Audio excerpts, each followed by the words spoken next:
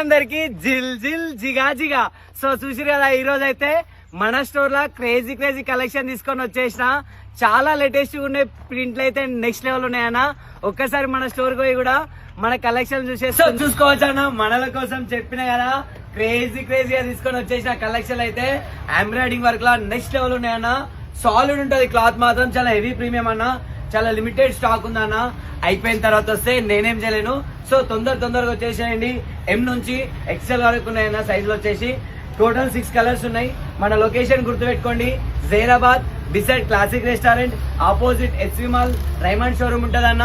దాని ఆపోజిట్ అంటే మన స్టోర్ కనిపిస్తుంది మీకు. చాలా లిమిటెడ్ స్టాక్ ఉంటది.